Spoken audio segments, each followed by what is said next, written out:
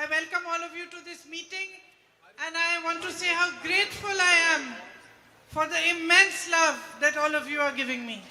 എൻ്റെ ഏറ്റവും സ്നേഹമുള്ള സഹോദരി സഹോദരന്മാരെ, ശ്രീ KC വേണുഗോപാൽജി, രമേശ് ചെന്നിത്തലജി, അതുപോലെ വേദിയിലുള്ള എൻ്റെ സഹപ്രവർത്തകരെ, വയനാട്ടിലുള്ള എൻ്റെ സഹപ്രവർത്തകരെ, നിങ്ങളോട് ഞാൻ പറയാൻ ആഗ്രഹിക്കുന്നു, നിങ്ങൾ എനിക്ക് നൽകുന്ന ഇത്രയും വലിയ സ്നേഹത്തിന് ഞാൻ എത്രമാത്രം നിങ്ങളോട് കടപ്പെട്ടിരിക്കുന്നു എന്ന് പറയാൻ ഞാൻ ആഗ്രഹിക്കുന്നു. A few days ago, I came to Wayanad to file my nomination papers to become the UDF candidate from Wayanad. കുറച്ച് ദിവസങ്ങൾക്ക് മുമ്പ് ഞാൻ വയനാട്ടിൽ എൻ്റെ നാമനിർദ്ദേശ പത്രിക സമർപ്പിക്കാൻ, ഐക്യ ജനാധിപത്യ മുന്നണിയുടെ വയനാട്ടിലെ സ്ഥാനാർത്ഥിയാകാൻ വേണ്ട നാമനിർദ്ദേശ പത്രിക സമർപ്പിക്കാൻ വേണ്ടി ഞാൻ വയനാട്ടിൽ വന്നു. I was arriving in my hotel at around 8 o'clock at night when on this road I saw 3 or 4 people standing, so I stopped and started speaking to them. അന്ന് നാമനിർദ്ദേശ പത്രിക കൊടുക്കാൻ വന്നപ്പോൾ തലേ ദിവസം രാത്രിയിൽ ഞാൻ ഹോട്ടലിലേക്ക് വരുന്ന വഴിയിൽ രാത്രിയായിരുന്നു. ആ സമയത്തിൽ റോഡിൽ 3-4 പേരുണ്ടായിരുന്നു. അവർ നിന്നപ്പോൾ ഞാൻ അവിടെ നിർത്തി. അവരെന്തോ സംസാരിക്കായിരുന്നു, ഞാൻ അവിടെ നിർത്തി. One of them was from the army. അതിൽ ഒരാൾ ആർമിയിൽ നിന്നുള്ള ആളായിരുന്നു. And he spoke Hindi also, so he explained to me that he had traveled all around the country with his job in the army. അദ്ദേഹത്തിന് ഹിന്ദി സംസാരിക്കാൻ അറിയാവുന്ന ഒരാളുണ്ടായിരുന്നു. അദ്ദേഹം എന്നോട് പറയായിരുന്നു, ആർമിയിലായിരുന്ന സമയത്ത് അദ്ദേഹം രാജ്യം മുഴുവൻ സഞ്ചരിച്ച കാര്യം എന്നോട് പറയുകയായിരുന്നു. And he said that my mother wants to meet you. അദ്ദേഹം എന്നോട് പറഞ്ഞു, എൻ്റെ അമ്മയ്ക്ക് എന്നെ കാണണം എന്ന് അദ്ദേഹം എന്നോട് പറഞ്ഞു. But he said she couldn't walk up to here because she has a problem with her leg. പക്ഷെ അദ്ദേഹം പറഞ്ഞു, റോഡിൽ വരെ പ്രിയങ്കജിയെ കാണാൻ വേണ്ടിയിട്ട് റോഡിൽ വരെ വരാൻ അമ്മയ്ക്ക് പറ്റില്ല, കാരണം അമ്മയുടെ കാലിൽ എന്തോ പ്രശ്നമുണ്ടായിരുന്നു, നടക്കാൻ പറ്റില്ല. So I said, take me to your house. And I walked with him towards his house. അപ്പൊ ഞാൻ അദ്ദേഹത്തോട് പറഞ്ഞു, അപ്പൊ ശരി, എന്നാ ഞാൻ നിങ്ങളുടെ വീട്ടിലേക്ക് വരാം, എന്നെ നിങ്ങളുടെ വീട്ടിലേക്ക് കൊണ്ടുപോകും. ഞാൻ അദ്ദേഹത്തിന്റെ കൂടെ അവരുടെ വീട്ടിലേക്ക് നടന്നുപോയി. When I reached his house, it was already dark. And in the veranda of his house, I saw his mother. She was wearing a white long dress. She was waiting. And when she saw me, she had never seen me before. She had never seen me before, but when she saw me, she hugged me and held me as if I was her child. അത് മാത്രമല്ല, ഞാൻ ആ വീട്ടിലേക്ക് നടന്നു പോയപ്പോൾ രാത്രിയായിരുന്നു. ആ സമയത്ത് വരാന്തയിൽ ഞാൻ അദ്ദേഹത്തിൻ്റെ അമ്മയെ കണ്ടു. വെള്ള ഡ്രസ്സിലിരിക്കുന്ന അമ്മയായിരുന്നു. ആ അമ്മ എന്നെ ആദ്യമായിട്ട് കാണുകയാണ്. മുമ്പ് അമ്മ എന്നെ കണ്ടിട്ടേ ഇല്ല. പക്ഷെ എന്നെ കണ്ടപ്പോൾ സ്വന്തം മകളെ പോലെ എന്നെ ആലിംഗനം ചെയ്ത് ആ അമ്മ ചേർത്ത് പിടിക്കുകയായിരുന്നു വയനാട്ടിൽ. And I can truthfully tell you, I did not feel any difference in the way she held me and the way my mother holds me. ഞാൻ നിങ്ങളോട് സത്യസന്ധമായിട്ട് പറയട്ടെ, ആ അമ്മ എങ്ങനെ എന്നെ ആലിംഗനം ചെയ്ത് ചേർത്ത് പിടിച്ചപ്പോൾ എൻ്റെ അമ്മ എന്നെ ആലിംഗനം ചെയ്യുന്നതും ആ അമ്മ എന്നെ ആലിംഗനം ചെയ്തതും തമ്മിൽ ഒരു വ്യത്യാസവും എനിക്ക് തോന്നിയില്ല എന്ന് ഞാൻ നിങ്ങളോട് പറയുകയാണ്. She held my hand and took me in her home. She made me sit down and she put her rosary in my hand. അത് മാത്രമല്ല, ആ അമ്മ എൻ്റെ കൈ പിടിച്ചു എന്നെ വീട്ടിൽ കൊണ്ടുപോയി അവിടെ ഇരുത്തി. അത് മാത്രമല്ല, ആ അമ്മയുടെ കയ്യിലുണ്ടായിരുന്ന കൊന്ത എൻ്റെ കയ്യിൽ വെച്ച് തന്നു. Her name is Frisia and she told me, this rosary you give to your mother. അത് മാത്രമല്ല, ആ അമ്മയുടെ പേരെന്തായിരുന്നു അറിയോ? ഫ്രീസിയ. എൻ്റെ കയ്യിൽ കൊന്ത വെച്ച് തന്നിട്ട് ആ അമ്മ എന്നോട് പറഞ്ഞു, ഈ റോസറി, ഈ കൊന്ത കൊണ്ടുപോയി നിങ്ങളുടെ അമ്മയ്ക്ക് കൊടുക്കണം, അതായത് സോണിയ മാമിന് കൊടുക്കണം എന്നാണ് ആ അമ്മ എന്നോട് പറഞ്ഞത്.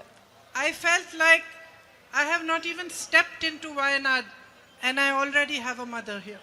അത് മാത്രമല്ല, എനിക്ക് എന്താ തോന്നിയെന്നറിയോ?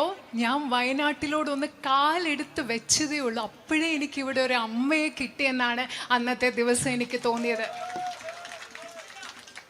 That is how you made me feel in the first moment that I stepped onto your soil.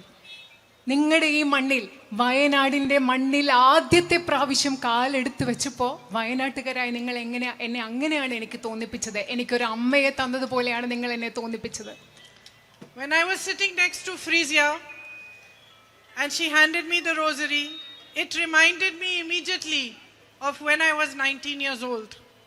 ഞാൻ ഫ്രേസിയ എന്ന് പറയുന്ന അമ്മയുടെ അടുത്തിരുന്നപ്പോൾ ആ അമ്മ എൻ്റെ കയ്യിൽ കൊന്ത തന്നപ്പോഴൊക്കെ ഞാൻ 19 വയസ്സ്, എനിക്ക് 19 വയസ്സുണ്ടായിരുന്ന ആ സമയത്തെക്കുറിച്ചാണ് ഞാൻ ആലോചിച്ചത്.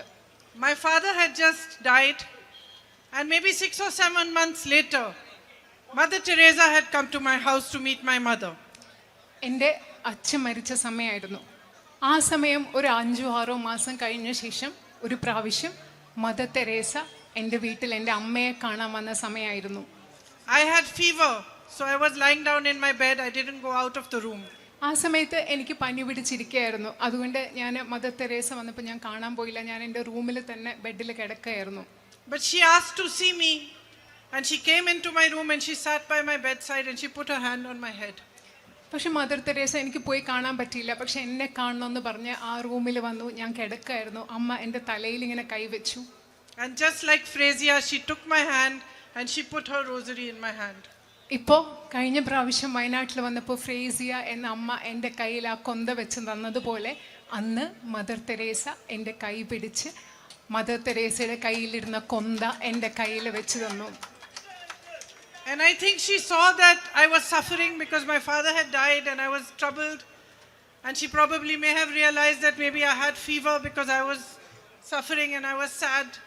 ആ സമയം എൻ്റെ അച്ഛൻ മരിച്ചു കഴിഞ്ഞ സമയമായിരുന്നു. അന്ന് മദർ തെരേസയ്ക്ക് മനസ്സിലായിട്ടുണ്ടാവും ഞാൻ വലിയ ബുദ്ധിമുട്ടിലൂടെ കടന്നു പോവുകയാണ്, ഞാൻ വിഷമിച്ചിരിക്കുകയാണ്, ഞാൻ കഷ്ടപ്പാടിലൂടെ കടന്നു പോവുകയാണ്, അതുകൊണ്ടാണ് എനിക്ക് പനി പിടിച്ചതെന്നൊക്കെ മനസ്സിലാക്കിയിട്ടാവും ഒരുപക്ഷെ ആ കൊന്ത എൻ്റെ കയ്യിൽ വെച്ച് തന്നത്. And she said to me, "You come and work with me." അന്ന് മദർ തെരേസ എന്നോട് പറഞ്ഞു, എൻ്റെ കൂടെ വന്ന് പ്രവർത്തിക്കുമെന്ന് പറഞ്ഞു. So about 5 or 6 years later, after I got married and I had my own home, I went to work with Mother Teresa's sisters in Delhi. വിവാഹം കഴിഞ്ഞ് 5-6 വർഷങ്ങൾക്ക് ശേഷം എൻ്റെ വിവാഹം കഴിഞ്ഞ് എനിക്ക് സ്വന്തം കുടുംബമൊക്കെ ആയ ശേഷം മദർ തെരേസയുടെ സിസ്റ്റേഴ്സ് ഓഫ് ചാരിറ്റിയുടെ ഒപ്പം പ്രവർത്തിക്കാൻ വേണ്ടി ഞാൻ ഡൽഹിയിൽ പോയി. So I started, my job was to teach the little children there some English and some Hindi. എൻ്റെ ആദ്യത്തെ അവിടുത്തെ തൊഴിൽ മദർ തെരേസയുടെ സന്യാസ സമൂഹത്തോട് ചേർന്ന് പ്രവർത്തിക്കുമ്പോൾ അവിടെയുള്ള കൊച്ചു കുട്ടികളെ ഇംഗ്ലീഷ് പഠിപ്പിക്കുക, ഹിന്ദി പഠിക്കുക എന്നൊക്കെയുള്ള ജോലി ചെയ്താണ് ഞാൻ അവിടെ തുടങ്ങിയത്. This is the first time that I'm talking about this in public, but it has a context. ഞാൻ ജീവിതത്തിൽ ആദ്യമായിട്ടാണ് ഒരു പൊതുവേദിയിൽ ഇത്തരം കാര്യങ്ങളെക്കുറിച്ച് ഈ കാര്യങ്ങളൊക്കെ പറയുന്നത്. പക്ഷേ ഇന്ന് നിങ്ങളോട് അത് പറയാൻ ഒരു സാഹചര്യമുണ്ട്. So my job was to teach the children, but on Tuesdays we also cleaned the bathrooms. We washed and mopped the floors. I helped to cook the food sometimes. Sometimes we taught them how to paint. Sometimes we took them for outings. കുട്ടികളെ പഠിപ്പിക്കുകയായിരുന്നു എൻ്റെ ജോലി. പക്ഷെ ചില ദിവസങ്ങളിൽ എനിക്ക് പാചകം ചെയ്യേണ്ടി വരും. ചൊവ്വാഴ്ച ദിവസങ്ങളിൽ പാചകം ചെയ്യണം, അവിടെയൊക്കെ വൃത്തിയാക്കേണ്ടി വരും. കുട്ടികളെ ചിലപ്പോൾ പെയിൻറ് ചെയ്യാൻ പഠിപ്പിക്കേണ്ടി വരും. ചിലപ്പോൾ ഈ കുട്ടികളെ കൊണ്ട് പുറത്തു പോകേണ്ടി വരും. ഇതൊക്കെയാണ് അവിടെ ചെയ്തിരുന്നത്. And by working with them, I began to understand their suffering and their pain and what service means.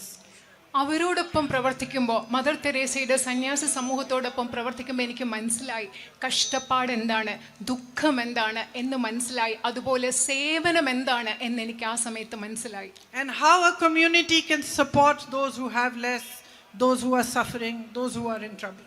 അതുപോലെ അന്ന് എനിക്ക് മനസ്സിലായി എങ്ങനെയാണ് ഒരു സമൂഹത്തിന് ഒരുമിച്ച് ചേർന്ന് നിന്നുകൊണ്ട് കഷ്ടപ്പെടുന്നവരെ, നമ്മളെക്കാൾ കുറച്ചുള്ളവരെ, ബുദ്ധിമുട്ടുള്ളവരെ എങ്ങനെയാണ് സഹായിക്കാൻ പറ്റുക എന്ന് എനിക്ക് മനസ്സിലായി.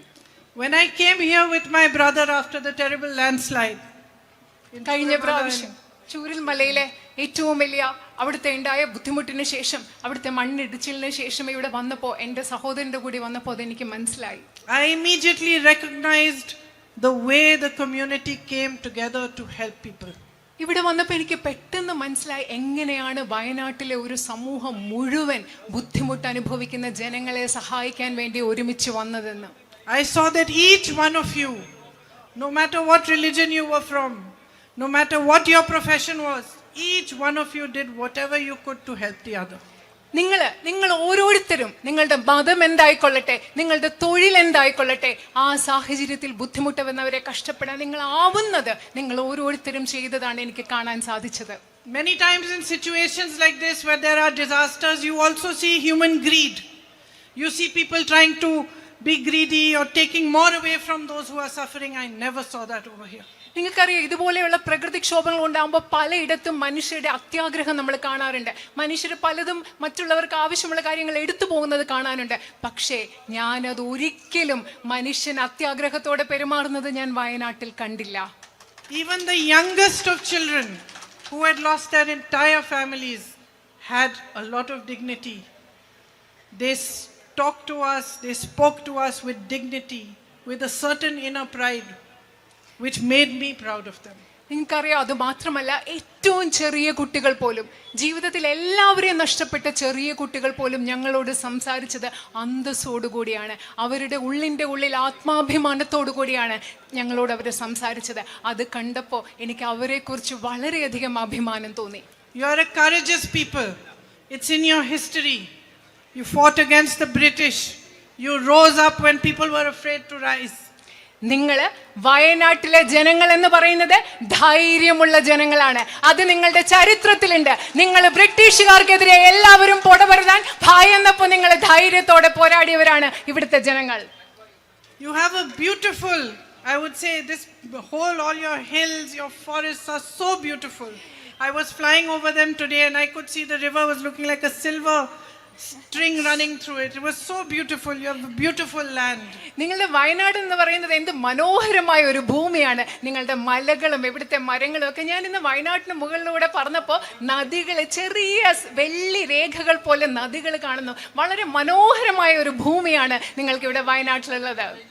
A rich history, the Arakal caves, and a history of harmony amongst people, where everyone from every religion lives in harmony and peace together. നിങ്ങൾക്ക് വളരെ സമ്പന്നമായ ഒരു ചരിത്രമുണ്ട്. ഇടയ്ക്കൽ ഗുഹകളൊക്കെ ചേർന്നിട്ടുള്ള സമ്പന്നമായ ഒരു ചരിത്രം. അത് മാത്രമല്ല, എല്ലാ മതങ്ങളിൽപ്പെട്ട ആളുകളും സൗഹാർദ്ദത്തോടുകൂടി ജീവിക്കുന്ന ഒത്തൊരുമയുടെ ഒരു പാരമ്പര്യവും ചരിത്രവും കൂടി വയനാട്ടിനുണ്ട്. You are an agricultural community that feeds the whole nation. നിങ്ങളൊരു കർഷക സമൂഹമാണ്. സമൂഹത്തിന് മുഴുവൻ, രാജ്യത്തിന് മുഴുവൻ അന്നം നൽകുന്ന കർഷക സമൂഹം. Your values are strong. You believe in equality, social justice. It is apparent everywhere. You are followers of Narayan Guruji.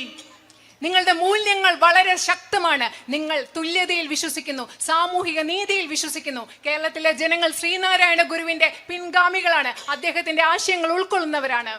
And you honor the teachings of all the religions of people who live here. അതുമാത്രമല്ല, ഈ നാട്ടിൽ ജീവിച്ചിരുന്ന മഹാന്മാരായ വ്യക്തികളുടെ എല്ലാ മതങ്ങളിലും ഉള്ളവരുടെ അവർ പഠിപ്പിച്ചത് എന്താണോ, ആശയങ്ങൾ എന്താണോ, അതിനെ നിങ്ങൾ ഓരോരുത്തരും ആദരിക്കുന്നു. How can I not be the proudest person in India today to have this opportunity to represent you? ഇന്ന് ഞാൻ എങ്ങനെയാണ് ഇന്ത്യയിലെ ഏറ്റവും അഭിമാനമുള്ള വ്യക്തിയായി മാറുന്നത്? വയനാടിനെ പ്രതിനിധീകരിക്കുക, വയനാട്ടിലെ ജനപ്രതിനിധിയാകുന്ന എന്നതിലൂടെ ഇന്ത്യയിലെ ഏറ്റവും അഭിമാനമുള്ള വ്യക്തിയായി എനിക്ക് മാറാതിരിക്കാൻ കഴിയുന്നത് എങ്ങനെയാണെന്ന്. If you elect me, it will be the greatest honor for me. നിങ്ങൾ എന്നെ നിങ്ങളുടെ ജനപ്രതിനിധിയായി തെരഞ്ഞെടുക്കുകയാണെങ്കിൽ എനിക്ക് കിട്ടുന്ന ഏറ്റവും വലിയ ആദരമായി ഞാൻ അതിനെ കണക്കാക്കും. You know the times we are living in, when there is a BJP government at the center. നിങ്ങൾക്കറിയാം, കേന്ദ്രത്തിൽ ഒരു BJP ഗവൺമെന്റ് അധികാരത്തിലിരിക്കുന്ന ഒരു കാലഘട്ടം, നമ്മൾ ജീവിക്കുന്ന കാലഘട്ടം എങ്ങനെയാണെന്ന് നിങ്ങൾക്കറിയാം. Where fear and mistrust and anger is spread amongst different communities. നമ്മുടെ രാജ്യത്തെ വിവിധ സമുദായങ്ങൾക്കിടയിൽ ഭയം, അതുപോലെ തന്നെ ദുരിതം, ദേഷ്യം, ഇതെല്ലാം പടർന്നു പിടിച്ചുകൊണ്ടിരിക്കുന്ന ഒരു കാലഘട്ടത്തിലാണ് നമ്മൾ ഇന്ന് ജീവിക്കുന്നത്. You have seen the attacks that take place on minorities. You have seen what's happened in Manipur. You have seen again and again the spread of anger, the spread of hatred by this government, concerted in a planned fashion. നിങ്ങൾ കാണുന്നുണ്ട് ഈ രാജ്യത്തെ ന്യൂനപക്ഷങ്ങൾക്കെതിരെ എന്തുമാത്രം അക്രമമാണ് നടന്നുകൊണ്ടിരിക്കുന്നത്. നിങ്ങൾക്കറിയാം എന്തുമാത്രമാണ് മണിപ്പൂരിൽ നടന്നുകൊണ്ടിരിക്കുന്നത്. എന്താണെന്നറിയാം, രാജ്യത്ത് മുഴുവൻ വെറുപ്പും വിദ്വേഷവും ഭയവും എങ്ങനെയാണ് ആസൂത്രിതമായി ഈ ഗവൺമെന്റ് നടപ്പിലാക്കിക്കൊണ്ടിരിക്കുന്നത്, പടർത്തിക്കൊണ്ടിരിക്കുന്നതെന്ന് നിങ്ങൾക്ക് കൃത്യമായി അറിയാം. The values of our constitution are constantly being subverted. നമ്മുടെ രാജ്യത്തെ ഭരണഘടനയുടെ മൂല്യങ്ങളെ നിരന്തരം അട്ടിമറിച്ചുകൊണ്ടിരിക്കുന്ന ഒരു കാലഘട്ടത്തിലാണ് നമ്മൾ ഇന്ന് ജീവിക്കുന്നത്. And policy after policy is made to favor the Prime Minister's friends rather than for the good of the public. പ്രധാനമന്ത്രിയുടെ സുഹൃത്തുക്കളെ സഹായിക്കുന്നതിന് വേണ്ടിയാണ് ഒന്നൊന്നായി ഈ രാജ്യത്തെ നയങ്ങൾ രൂപീകരിച്ചു കൊണ്ടിരിക്കുന്നത്. അത് ഈ രാജ്യത്തെ സാധാരണക്കാർക്ക് വേണ്ടിയുള്ള നയങ്ങളല്ല. There is no compassion for our farmers who toil in the heat and the dust day in and day out. There is no compassion for them. രാത്രിയും പകലിലും ഈ ചൂടിലും മണ്ണിലും പൊടിയിലും എല്ലാം കഷ്ടപ്പെടുന്ന നമ്മുടെ കർഷകരായ സഹോദരരോട് യാതൊരു അനുകമ്പയും അനുതാപവും ഈ ഗവൺമെന്റിനില്ല. There is no understanding of the traditions and no respect for the tribal peoples. Their lands are taken away and given away to big businessmen. നമ്മുടെ നാട്ടിലെ ആദിവാസികളുടെ പാരമ്പര്യത്തോട് ബഹുമാനമില്ല. അവരുടെ പാരമ്പര്യം എന്താണെന്ന് മനസ്സിലാക്കുന്നില്ല. അവരുടെ ഭൂമി എടുത്ത് ഈ രാജ്യത്തെ വൻകിട സമ്പന്നരായ വ്യവസായികൾക്ക് നൽകുകയാണ് ഈ ഗവൺമെന്റ് ചെയ്യുന്നത്. Here in Wayanad, you have a strong agricultural community. You grow coffee, rice, pepper, ginger, areca. നിങ്ങൾ ഇവിടെ വയനാട്ടിൽ വളരെ ശക്തമായ ഒരു കർഷക സമൂഹമുണ്ട്. നിങ്ങൾ കാപ്പി കൃഷി നടത്തുന്നു, നിങ്ങൾ ഇഞ്ചി കൃഷി നടത്തുന്നു, നിങ്ങൾ അതുപോലെ തന്നെ നിങ്ങൾ അടയ്ക്ക കൃഷി നടത്തുന്നു, നിങ്ങൾ നെൽകൃഷി നടത്തുന്നു. ഇതൊക്കെ ഇവിടെ നടക്കുന്നുണ്ട്. ഇഞ്ചി കൃഷി നടത്തുന്നുണ്ട്. Again and again the promise is to give you MSP for your crops ring hollow. അത് മാത്രമല്ല, നിങ്ങൾക്ക് വീണ്ടും വീണ്ടും നിങ്ങളുടെ കാർഷിക വിലകൾക്ക് മിനിമം താങ്ങുവില നൽകാം എന്ന് പറയുന്ന വാഗ്ദാനം പൊള്ളയായ വാഗ്ദാനമാണ് വീണ്ടും വീണ്ടും നിങ്ങൾക്ക് നൽകിക്കൊണ്ടിരിക്കുന്നത്. Your tourism industry is strong, but so much more can be done to strengthen it further. നിങ്ങളുടെ വിനോദ